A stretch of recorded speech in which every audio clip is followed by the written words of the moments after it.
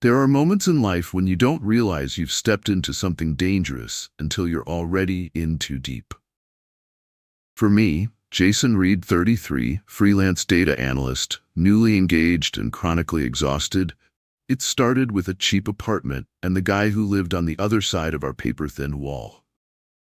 Rachel and I had just moved to this city. She'd been accepted into a top-tier master's program for social work, and I had landed a remote contract gig that paid enough for us to scrape by. But that meant budget living, and budget living brought us to a crumbling building in a neighborhood most people drove through without stopping. Still, the unit was clean, the plumbing worked, and the rent was cheap. It was supposed to be temporary, just long enough to get our feet under us. Then we met the guy next door, Tyler. He came off friendly at first. Handed us a couple of beers on move-in day, even helped Rachel carry a box up the stairs. He seemed like the kind of guy who never quite outgrew college, cocky, slightly too loud, and constantly talking about himself. But whatever, it was fine, until it wasn't. The first few nights were normal. Then came the music. Not just loud, violent. Heavy electronic bass lines overlaid with screeches like a techno exorcism. At 3 a.m. on a Tuesday, we knocked. Politely, the first time. "Yo, sorry man." Tyler called through the door, smiling, clearly high off something. Didn't realize it was that loud. We gave him the benefit of the doubt, but the noise didn't stop. It got worse. Shouting, glass breaking, footsteps pacing across the floor at all hours. He'd scream at someone, or something, and sometimes he'd just cry. Rachel would clutch her books to her chest and try to focus, but the tension seeped into everything. Even silence started to feel loud. Then I saw the handgun. He left his balcony door open. I was out on ours, taking a breath of air, and there it was. Sitting on a cluttered table inside his apartment, casually, like it belonged there. Maybe it was legal. Maybe it wasn't. I didn't ask. But something changed in me that day. I didn't sleep that night. Neither did Rachel. We started documenting everything. Videos, audio recordings, police reports. The landlord was overwhelmed, barely returning calls. The cops shrugged. "He hasn't technically broken the law," they'd say. But my fiancée was losing sleep, missing assignments.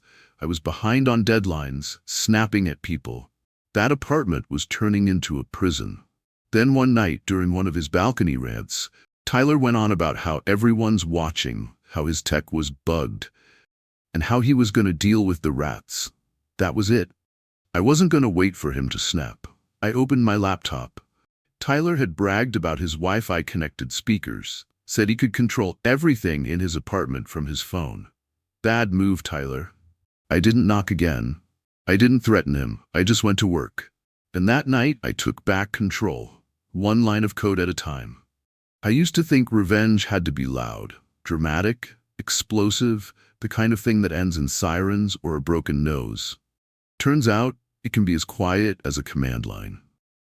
Once I realized Tyler's Sonos system was tied into his Wi-Fi, I couldn't let go of the idea. I started staying up late, researching. I downloaded Kali Linux onto an old university-issued ThinkPad that hadn't seen daylight in years. Set it up in the back corner of our bedroom, behind a plant, hidden from sight but always on. It became my silent weapon. The first time I pulled the plug on his network, I half expected a SWAT team to crash through our walls. My heart raced as I typed in the kill command. I stared at the screen, waiting for the script to do its job. And then, silence. Beautiful, clean, heavy silence. No bass, no screams, no verbal diarrhea bouncing off the walls, just stillness. And then, bang, his door slammed. Smash. Something hit a wall. Then came the yelling. At first, it was just frustrated swearing. Then it turned paranoid. "They're jamming me. They're screwing with me," he yelled. Rachel looked at me from the kitchen like I had summoned a ghost. "Jason, what did you do?" I didn't answer. I just looked at the screen. That night, we slept like babies. It became a pattern. Tyler would get loud. I'd shut him down. He'd rage for a bit, maybe break something, and then we'd have peace. He was too high, too drunk, too paranoid to figure it out. Rachel wasn't thrilled about it at first. She said it felt like crossing a line. "Yeah?" I replied. "He crossed it first. I'm just building a new one." There's a particular satisfaction in taking power away from someone who abuses it. And Tyler? He didn't even realize he was being disarmed from across the wall. But the more I silenced him, the more unstable he became. He started taping up his windows, lining his doors with tinfoil. One night, I saw him pacing in the hallway shirtless, muttering to himself about frequencies. He was unraveling, and fast. I should have felt guilty, but I didn't. I felt safe. For the first time since we'd moved in, I felt like I had a say in our own home. But that feeling didn't last, because one night, Rachel shut down his Wi-Fi while I was out.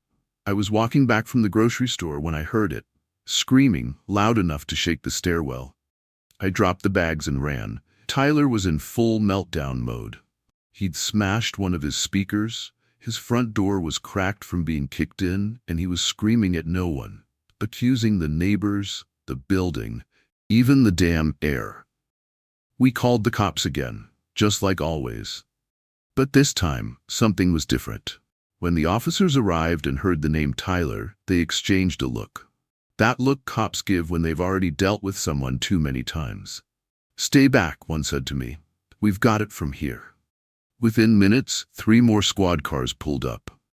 The door was forced open, and Tyler, red-eyed, shirtless, bleeding from one hand, was pinned down and handcuffed. No resistance, no fight left. Just a broken man muttering something about radio waves. They didn't take him to jail. They took him to a psychiatric hospital. I stood on our balcony that night, arms resting on the railing, watching the flashing lights fade into the distance. My heart wasn't racing anymore, but something else was rising in my chest. Not guilt, not regret, just a single thought I couldn't shake. What if I pushed him too far? There's a moment when control stops feeling like safety and starts feeling like a drug. After Tyler was taken to the psychiatric ward, I thought that was it. Done. Over. Game, set, match. But that night, lying awake in bed, something gnawed at me. Not fear, not even relief. Power. It felt good. Too good. I had taken back something that felt stolen. My peace, Rachel's sanity, the quiet we had begged for. But underneath all that, I knew something darker was blooming inside me. Not just self-defense anymore. This was satisfaction, revenge. And the worst part, I didn't care. Tyler was gone for 3 days. During that time, the building was silent. The air didn't buzz with bass, the walls didn't shake, no yelling, no sirens. Rachel finally caught up on sleep. I actually finished a deadline a day early. But peace has a short shelf life in places like this. On the 4th day, he came back. I saw him through the peephole, thin, pale, more jittery than usual, holding a plastic bag of what looked like clothes and meds. His eyes scanned the hallway like every shadow was a threat. Rachel and I barely spoke that night. We both knew what was coming. Sure enough, by 2 a.m., the music came back, quieter than before, almost hesitant, like he was testing the water. I opened the laptop. The command was ready, blinking on the terminal like it was waiting for permission. Rachel stared at me across the room, eyebrows raised. "Don't," she said, softly. "I'm just going to kill the stream," I muttered. "Jason, just wait." But I didn't. Click. Silence. Then came the crash. Tyler had smashed something again, followed by pacing, then yelling. Not angry yelling, terrified yelling. Something about they're back and they're watching. I closed the lid. Maybe Rachel was right. Maybe I needed to stop. But a part of me, the part that had been walking on eggshells for months, wasn't done. Over the next few days, Tyler's paranoia grew. He kept his lights off at night, covered his windows with cardboard. He stopped acknowledging us in the hallway. Sometimes he'd just freeze when he saw us and whisper something under his breath. It started affecting Rachel too. She flinched at every loud sound, stared at the wall like she could hear him thinking.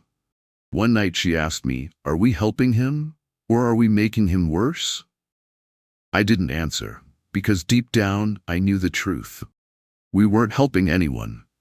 We were finishing what the city, the landlord, the police, and even the mental health system wouldn't.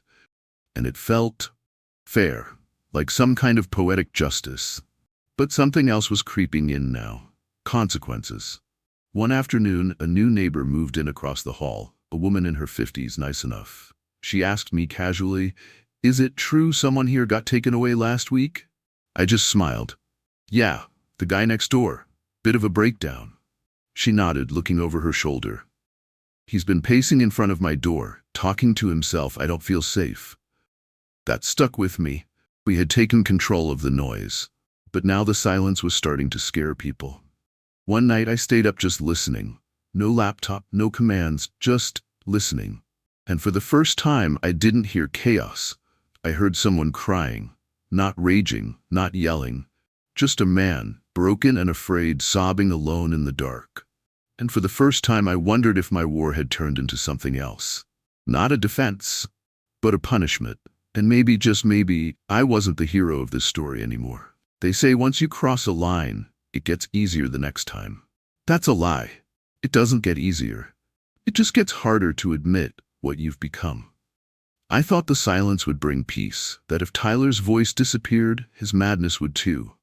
But now that we had control over the volume, it was like all the rage and instability had shifted inward, into him, into me, into this fragile wall between us. Rachel noticed it before I did. You don't even flinch anymore, she said one night as I sat behind the glow of my laptop screen, watching Tyler's network status blink in and out. Flinch at what? I asked without looking up. At him. At what you're doing. I didn't have an answer. I didn't want one. Because deep down I knew I was enjoying it. Not the noise, not the paranoia, but the power.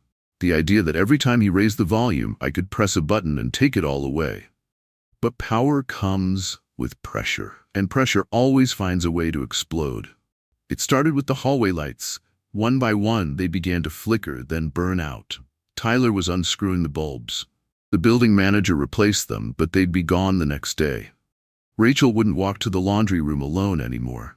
We kept our front door double locked, keys always on a hook near the entry, just in case. Tyler was spiraling and fast. Then came the note, folded under our doormat. No envelope. No handwriting I recognized. Just 7 words. I know what you're doing. Stop now. I stared at it for 10 straight minutes. Rachel read it once and turned pale. You think he knows? She asked. No, I lied. It's just coincidence. But it wasn't. A week later, someone keyed my car. Deep, ugly gashes from the headlights to the trunk. Tyler had a baseball bat tucked under his arm when I walked past him that night. He didn't swing it. He just smiled. Something shifted inside me that moment. I realized this wasn't a game anymore. I had started it like one, a harmless little hack to protect our sanity, but now it was becoming dangerous. Not loud, messy danger, subtle, personal, quiet danger, the kind that creeps into your home when you're not looking. Rachel packed a bag the next morning. I'm staying at Amber's for a while, she said. You need to figure out who you are in this. And then she was gone. I stood in the hallway holding a cup of coffee gone cold, staring at the space where she'd just been. The apartment felt hollow, like the silence I'd fought so hard for had swallowed everything that mattered. That night, Tyler didn't play music. There was no pacing, no shouting, just footsteps, slow, deliberate, moving closer to our door. I turned off every light in the apartment and waited behind the peephole. He stopped in front of our door, didn't knock, didn't speak. He stood there for almost 15 minutes.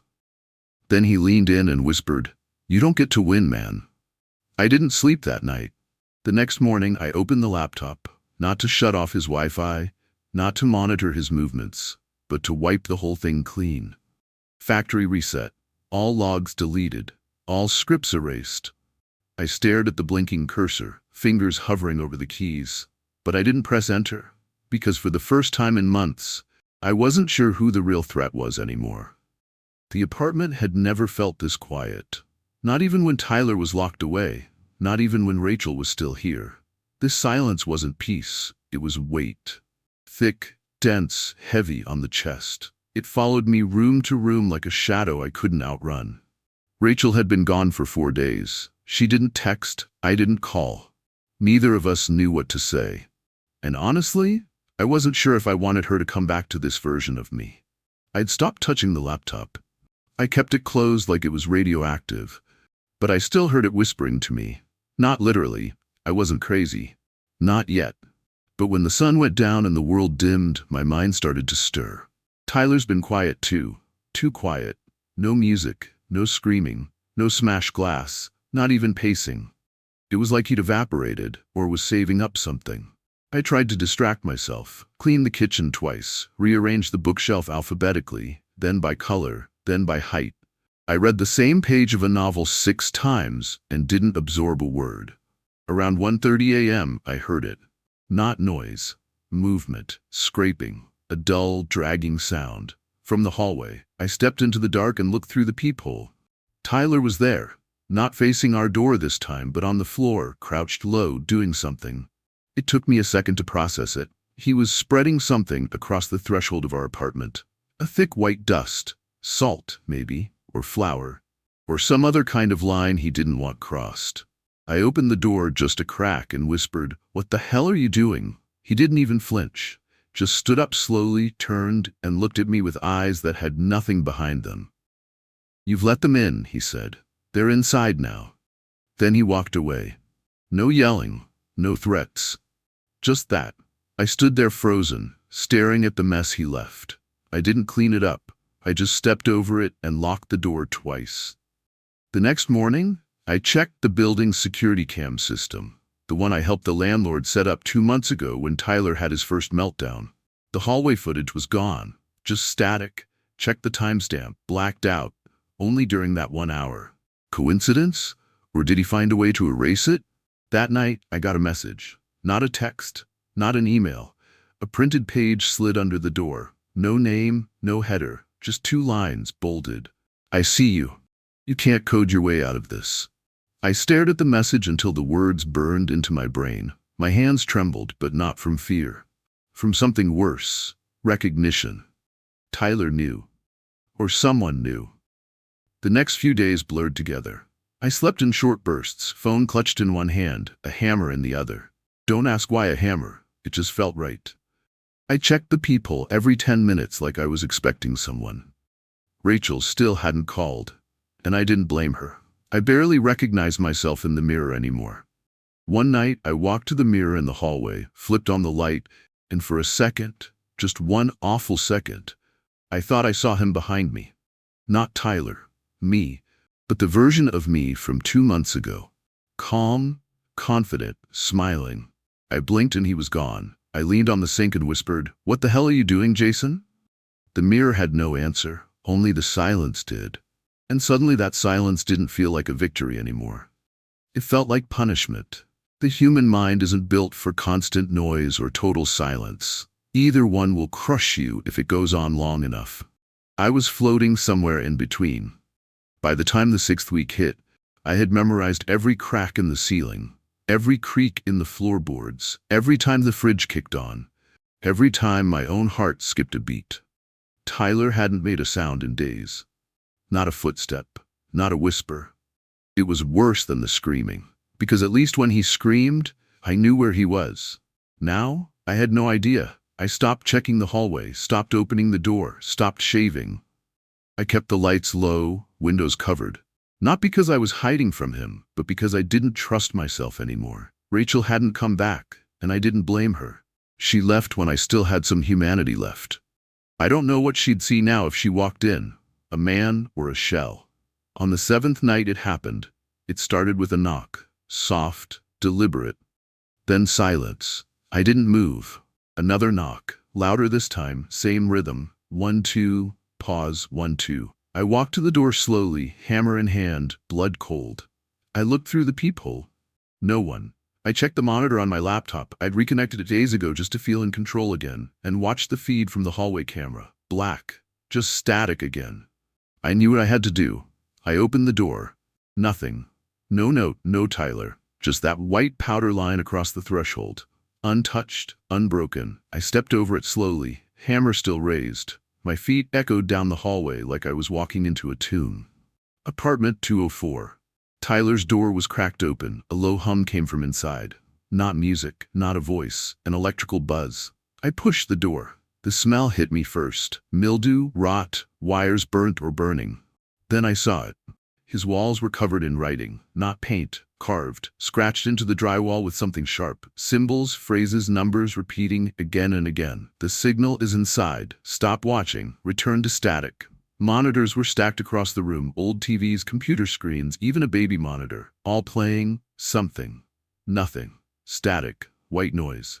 But in some of them, brief flashes. Faces. Mine. Maybe. Rachel's. Or just tricks of the mind. And in the middle of it all, slumped on a chair, headphones over his ears, was Tyler. Eyes open, barely blinking. He didn't look at me. He just muttered, "You were supposed to help me." I didn't answer, because I couldn't. I backed out slowly, closed the door, and ran. Back into our apartment. Back into the place that now felt just as haunted as his. I sat on the floor for hours, shaking, not from fear, from shame, from the realization that I didn't just watch someone lose his mind. I might have handed him the knife. Tyler was taken away the next morning, not by police, not in cuffs, by paramedics. Quietly, no sirens, just a stretcher, a clipboard, a nod. The hallway was silent again. But this time, the silence didn't belong to me. It was his. And I had no idea what to do with it. It's been 23 days since they took Tyler away. I've counted every one. I don't know where he is now. Some hospital, probably. Maybe medicated, maybe silent, maybe screaming in a room where no one listens anymore. Like we didn't, like I didn't. The apartment is quieter than it's ever been. No footsteps, no muffled bass lines bleeding through the walls, no tension vibrating through the air. But peace doesn't feel the way I thought it would. It feels like guilt. Rachel hasn't called. She probably won't. And honestly, I don't blame her. She saw what I was becoming before I even felt it. She left to protect herself, and maybe she saved herself in the process. I hope so. I still keep the laptop, not because I use it, because I need to remember what it means to open a door you can't close again. I've been thinking a lot lately about Tyler, about how it all started. It was never supposed to go this far. We just wanted quiet, to study, to sleep, to feel safe. But somewhere along the way, I stopped protecting and started punishing. And I don't know when that line got crossed. The truth is, Tyler was a problem, yeah, but he was also sick, broken. A system failure long before I ever touched a keyboard. But I didn't help him. I hacked him. I cornered him in his own mind until there was nowhere left for him to run. That night, I stepped into his apartment, saw the carved walls, the static, the eyes that didn't even see me. I saw what I had helped build, and I'll never forget what he said. "You were supposed to help me." Those words follow me everywhere now. In the grocery store line, in the silence after midnight, in the reflection I can barely stand to look at anymore. I talked to someone last week, a therapist, told her the basics, left out the technical stuff, but enough for her to know. She didn't flinch. She just asked, "What would you do differently if you could go back?" I didn't answer at the time, but I've been thinking about it ever since. Maybe I would have talked to him more. Knocked instead of coded. Called someone. Anyone. Maybe I would have told Rachel I was scared, instead of acting like I had it all under control. Maybe I would have chosen empathy over victory. But I didn't. And now all I have is silence. The same silence I fought for. The same silence I weaponized. The same silence I drowned in. Tonight, I opened the laptop one last time. No code, no terminals, just a file, a letter to Rachel, to Tyler, to myself. Not an apology. There's no excuse big enough for what I did. Just an acknowledgement that I broke something. Maybe in trying to stop the noise, I became the loudest monster in the building. I saved the file, closed the screen, and unplugged the machine. The room is dark now. Still. But I hear things differently these days. A car door down the block, a neighbor sneezing, the soft hum of the fridge, my own breath. And every sound reminds me, silence isn't the absence of noise. It's what's left when the noise is done with you. Thanks for listening. And remember, sometimes silence says more than words. We'll see you in the next story.